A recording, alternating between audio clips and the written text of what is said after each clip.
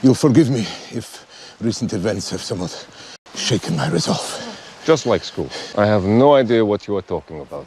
It's the old advertising switcheroo. I am the Wiz. Alright, everybody, welcome back. Thank you for tuning in. If you like this review, please leave a like at the end of this video. And if you want to watch more of my reviews, subscribe. I do 3 reviews a week on this channel. Alright, so I'm here to review the 2008 war film Defiance, starring Daniel Craig, Liev Schreiber, and Jamie Bell, directed by Edward Zwick. Do yourself a favor. Before this review, go and search for the trailer of Defiance. Then look at the advertising. Let me ask you something. What kind of movie do you think this movie was? If you guess an action revenge thriller set during World War II with Daniel Craig shooting up 1940s German soldiers, you are so damn wrong. You are. Well, okay. Well, kind of. Are there scenes where Daniel Craig is shooting these Germans from a specific time period? Yeah, there is. But that's about 10% of the film? Maybe 15? So what is Defiance about? It's about the Jewish Bielski brothers. Tuvia, played by Daniel Craig, Zeus, played by Liev Schreiber, and Asiel, played by Jamie Bell, and Aaron, played by a very young George McKay. After their family is murdered by the men dressed in Hugo Boss, they and a whole host of other survivors from the attacks form a settlement in the forest in order to survive. And the majority of the film is mainly about the survival of these people in the forest. They form a community while trying not to get killed by the pencil mustache man's troopers. The film runs through the paces of what you would expect from films of this type. People form groups, fall in love, have differences, find common ground, and there are even a few bad apples amongst them. What makes survival movies interesting and engaging is boiled down to one question: will the main character survive? Unfortunately, the film never makes you question whether them dying is a possibility. Defiance doesn't want to even make you question whether one of the brothers will die. In fact, unless the characters are antagonistic to the main characters, there's little doubt they will not die. By this fact alone, the principal drama has no punch, which leaves the end of the first act all the way to the middle of the third act being an exercise of, well, when do they get to the part where they survive and or get into a gunfight? Speaking of the action,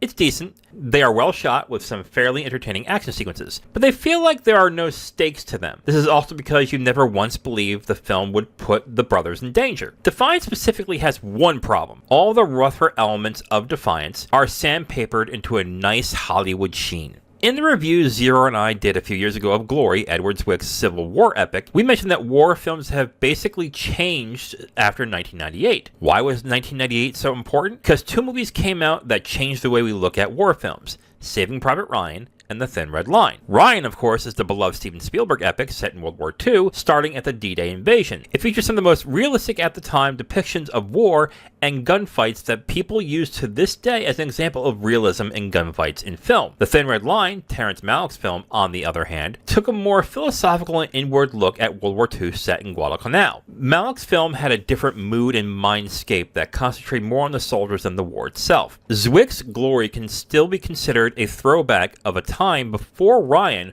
while still being a solid war film that told a particularly interesting story. Zwick's Defiance can't. It just feels like the film is cleaning up the dirtier, grimier elements that would have made the story much more interesting. The distinct feeling that Zwick is holding back where he should rather want to expose is damning in a few areas. One is the entire camp and the forest sequences. All the characters in the film are essentially one-dimensional. The only character traits worth knowing is, are they for or against Tuvia, and the rest seem to coast on tired tropes of other survival films. On top of that, none of the actors look like they age at all during the sequences when they are supposedly starving. I'm not necessarily saying that they act sickly or have sores or other graphic things happening to them, but it does feel weird all the handsome and beautiful people who are in these camps happen to still look handsome and beautiful while they are supposed to be sick. Hell, when Daniel Craig is sick, he still looks pretty damn good. The other big area where the film holds back is in some of the action sequences in the film. Defiance is rated R, so why does it feel like this was made with a PG-13 in mind? Gunfights are either done with little violence or obscured in darkness. And when there's a rather consequential gunfight in the middle of the movie, Zwick instead employs this slow-mo, hazy camera movement that obscures a lot of the action.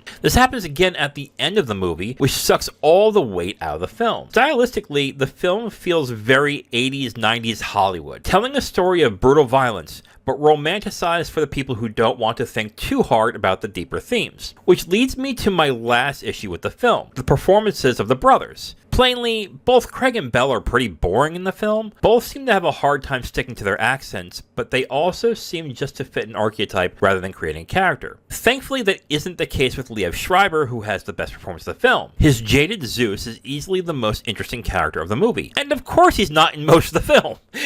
What are the odds of that? Defiance is a film about hope, but forgets where the hope is supposed to be coming from. When a story wants you to feel like there is hope in the world, it originates from a belief that the characters could credibly not survive its ordeal. With the style of which Zwick told its story, it was clear that the main characters didn't need hope. All they needed was enough tropes to be employed to coast through the narrative. Alright, so before I get into my rating, let's go into what other people think about this film. Letterboxd users has it at a 3.4 out of 5. Rotten Tomatoes has this at a 58% rotten, and this was nominated for 1 Academy Award, and that was for Best Original Score. I'm giving this 2 stars out of 5. So I had a lot of things to criticize about this film, but it really has to do with how the film was stylized. It feels like Zwick was really pulling back when he should have been pushing forward on some elements of the film. If you're going to make this a survival film, you have to make me believe that these characters have no chance of surviving, or their chances are slim, to make it much more interesting, much more engaging, and to have that drama amped up. But at no point did I ever feel that this film would ever sacrifice any of those main characters.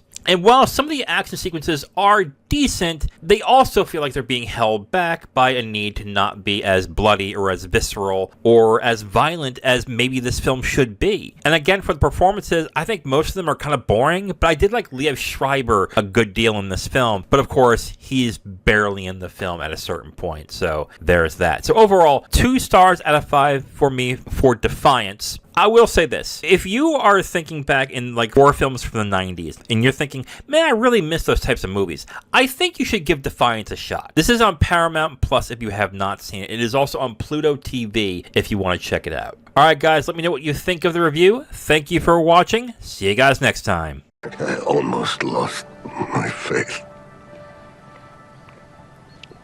But you were sent by God to save us.